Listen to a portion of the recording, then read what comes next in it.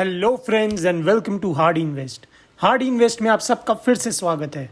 तो आज हम फिर आ गए हैं एक और ऐसी कंपनी के साथ जो एक बहुत ही बड़ी और टॉप परफॉर्मिंग कंपनी है आईटी सेक्टर की।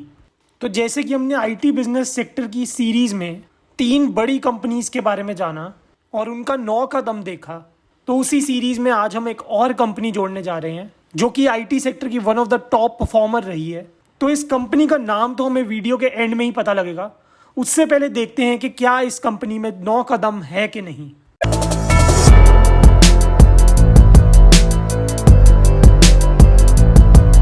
तो चलिए आज की वीडियो को शुरू करते हैं कंपनी के पहले दम से। तो इस कंपनी का पहला दम है कि ये कंपनी करती क्या है। तो ये company software led IT solutions, remote infrastructure management, engineering and R&D services provide करती है और इस कंपनी के अपने BPOs भी हैं। तो ये कंपनी काफ़ी सारी सर्विसेज प्रोवाइड करती है। तो इस कंपनी का ये दम तो बहुत ही पावरफुल है। अब आते हैं हम इस कंपनी के दूसरे दम पे, जो कि है इस कंपनी के प्रमोटर्स का शेयर। तो जैसे कि हम यहाँ देख सकते हैं कि पिछले 3 सालों में मार्च 19 से लेके मार्च 21 तक इस कंपनी का प्रमोटर शेयर 60% पे ही कंसिस्टेंट रहा है। और जैसे कि हम जानते हैं कि हमारे पैरामीटर्स के हिसाब से प्रमोटर्स का शेयर 50% से अगर ऊपर है तो वो एक कंपनी के लिए काफ़ी अच्छी बात है। और इस कंपनी का शेयर 60% पे है, तो इसका ये दम भी बहुत ही ज़्यादा स्ट्रॉन्ग है। हमारा तीसरा दम है प्लेजिंग। तो जैसे कि हम यहाँ साफ साफ देख सकते हैं कि कंपनी के प्रमोटर्स ने 0% शेयर्स प्लेज किए हैं। मतलब कंपनी के प्रमोटर्स ने कोई भी शेयर प्लेज नहीं किए कोई लोन लेने के लिए। और इसके हम इस दम को भी बहुत ही ज़्यादा मजबूत कंसिडर करते हैं। आते हैं हमारे चौथे दम पे, जो कि है कंपनी के फाइनेंशियल्स। तो कंपनी के फाइनेंशियल्स में हम चेक करेंगे कंपनी की सेल्स और कंपनी का नेट प्रॉफिट। तो जैसे कि हम यहाँ देख पा रहे हैं कि मार्च 19 में इस कंपनी की सेल्स थी 60,427 करोड़ रुपीस की, जो कि मार्च 20 में बढ़ी 70,676 करोड़ की, और मार्च 21 में जाके और भी बढ़ी 75,379 करोड़ रुपीस की। और यहीं पे अगर हम कंपनी का नेट प्रॉफिट चेक करें तो मार्च 19 में इस कंपनी ने 10,120 करोड़ रुपीस का प्रॉफिट कमाया था, जो बढ़ के मार्च 20 में 11,057 करोड़ का प्रॉफिट हुआ, और मार्च 21 में थोड़ा और बढ़ा, जो कि 11,145 करोड़ का प्रॉफिट हुआ। तो इस कंपनी की बढ़ती सेल्स और बढ़ती प्रॉफिट कंपनी की बहुत ही ज़्यादा पॉजिटिव और स्ट्रॉन्ग पोजीशन को इंडिकेट करती है। और ऊपर से इस साल इस कंपनी ने 60,000 करोड़ के रिजर्व भी मेंटेन करके रखे हैं। तो इस कंपनी के इस दम में काफ़ी ज़्यादा जान है। चलिए देखें हमारा पांचवा दम, जो कि है कंपनी के एसेट्स।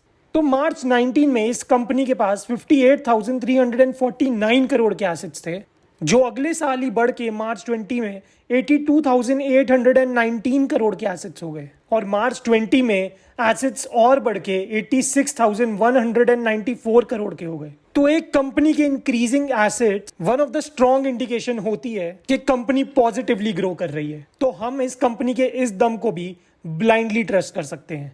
हमारा छठा दम है कंपनी के लॉन्ग टर्म डेट्स। तो जैसे कि हम यहाँ देख सकते हैं कि मार्च 19 में इस कंपनी पे 4,195 करोड़ की बोरोविंग्स थी, जो कि मार्च 20 में जाके थोड़ी और बढ़ गई और 7,986 करोड़ की हो गई। बट मार्च 21 में जाके ये बोरोविंग्स थोड़ी कम हो गई, जो कि 6,422 करोड़ की हो गई। तो ये कंपनी का बहुत ही ज़्यादा पॉजिटिव पॉइंट है, क्योंकि पिछले साल की कंपैरेटिवली इस साल कंपनी ने काफ़ी डेट्स अपने पे ऑफ कर दिए हैं, और जो बचे हुए डेट की अमाउंट है हम उसको भी इग्नोर कर सकते हैं, क्योंकि इस साल कंपनी ने जो प्रॉफिट कमाया है वो 11,145 करोड़ का कमाया है। तो वो इस डेट की अमाउंट से काफ़ी ज़्यादा है। तो कंपनी के इस दम को भी हम पॉजिटिवली अप्रूव कर सकते हैं। हमारा सातवां दम है कंपनी का फ्री कैश फ्लो। मतलब कंपनी के पास कितना कैश बचा पूरे साल में सारी एक्टिविटीज़ करने के बाद।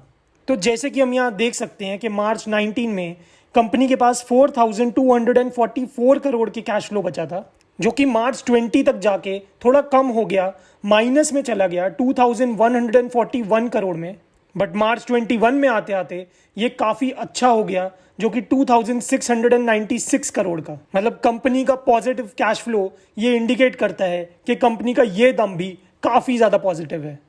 आइए देखिए इस कंपनी का आठवां दम, जो कि इस कंपनी ने ग्रो कितना किया है पिछले 5 सालों में।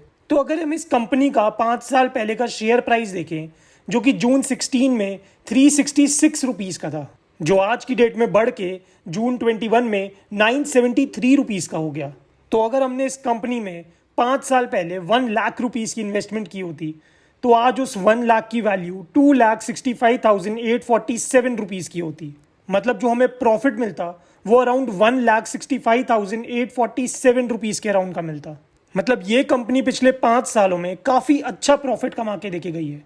और ऊपर से पिछले 10 साल में इस कंपनी का CAGR मतलब कंपाउंडेड ग्रोथ रेट 23% की रही है।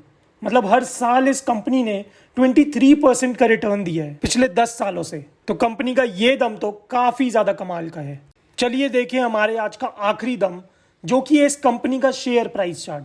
तो जैसे कि हम यहाँ देख सकते हैं, इस कंपनी का share price chart left to right ऊपर की तरफ मूव कर रहा है। तो हमें ये तो पता लग ही रहा है कि पिछले कुछ सालों में इस कंपनी ने काफ़ी ज़्यादा अच्छी तरह पॉजिटिवली ग्रो किया है। हालांकि 2006 से लेके 2014 तक ये कंपनी थोड़ा स्लो ग्रो करी है, बट 2015 के बाद इस कंपनी ने काफ़ी अच्छी पेस पकड़ी है और करंट डेट तक आते आते इस कंपनी का शेयर प्राइस काफ़ी अच्छी तरह बढ़ा है। तो कंपनी के इस दम में भी काफ़ी पावर है। तो इस कंपनी के सारे दम देखने के बाद हम ये कह सकते हैं कि ये एक दमदार कंपनी है और इस कंपनी में 9 का दम है। और ये कंपनी कोई और नहीं बल्कि HCL टेक्नोलॉजीज लिमिटेड है।